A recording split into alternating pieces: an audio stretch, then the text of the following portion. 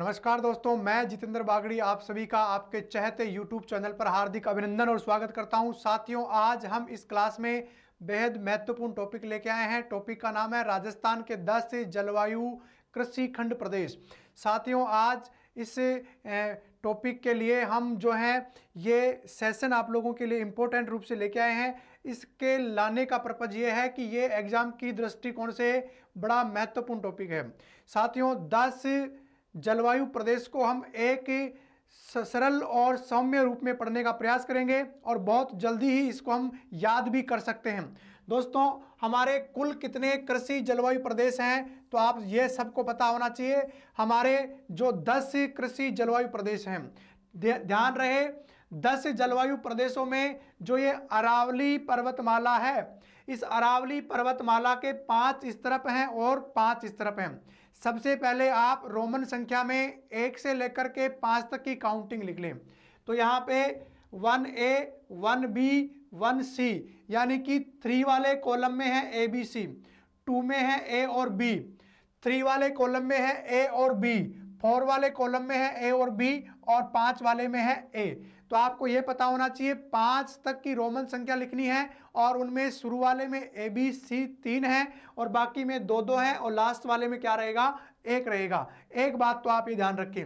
अब इसमें मैप में कहां पर है तो दोस्तों सबसे पहले शुरू होता है आपके 1A। दोस्तों हमने थोड़ा सा यहाँ पे गलत लिखा हुआ है, वो चेंज कर देता हूं मैं। 1A ये होगा और 1B ये होगा, ठीक है।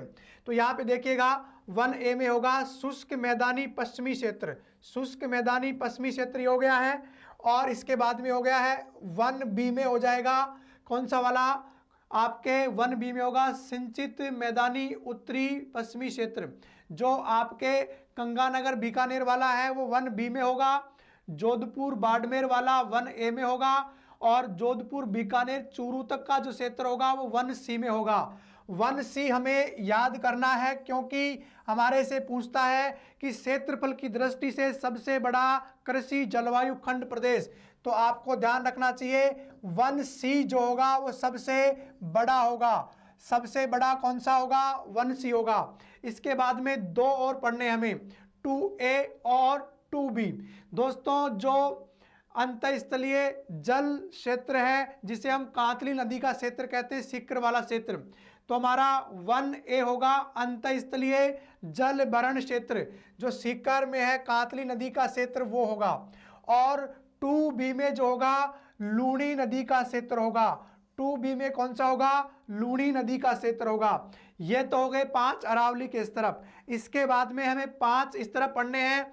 देखिएगा 3A और 3B।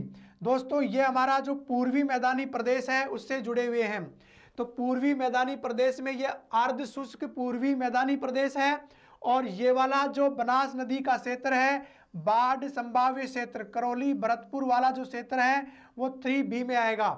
जयपुर अजमेर और दौसा वाला जो क्षेत्र है वो आएगा किसमें, 3A में। ये हो गए 2, टोटल कितने हो गए 7। 4A और 4B में हमें क्या पढ़ना है तो दोस्तों अरावली का जो दक्षिणी क्षेत्र है राजसमंद भीलवाड़ा चित्तौड़ उदयपुर तक का वो आएगा 4A में। इसे कहेंगे क्या, अर्ध आर्द्र दक्षिणी मैदानी क्षेत्र। इसके बाद में आएगा 4B। 4B जो है आपके आता है डूंगरपुर और बांसवाड़ा में, तो इसे कहते हैं आर्द्र दक्षिणी मैदानी क्षेत्र।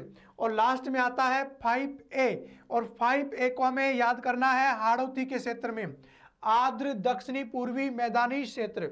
सबसे बड़ा हो गया 1C, तो आपको सबसे छोटे का भी पता होना चाहिए। तो सबसे छोटा होगा 4B। सबसे छोटा कौन सा होगा, 4B जो डूंगरपुर बांसवाड़ा में है, ये राजस्थान का क्या है, सबसे छोटा है। तो एक बार मैं आपको वापस बता दूं, सबसे बड़ा 1C और सबसे छोटा कौन सा होगा, 4B। तो आपको 10 कृषि जलवायु प्रदेश राजस्थान का मैप बनाना, 5 अरावली की इस तरफ लिखना है, 5 अरावली की इस तरफ लिखना है। 1 से लेकर 5 तक की काउंटिंग लिखनी है रोमन संख्या में। पहले वाले में 3, दूसरे वाले में 2, तीसरे वाले में 2, चौथे वाले में 2 और अंतिम वाले में 1 है मात्र, जो कौन सा होगा, हमारा हाड़ौती का क्षेत्र है, आर्द्र दक्षिणी पूर्वी मैदानी क्षेत्र। तो इसमें अधिकतर जो प्रश्न आता है वो ये आता है कि सबसे बड़ा और सबसे छोटा। 1C सबसे बड़ा और 4B क्या होगा, सबसे छोटा होगा।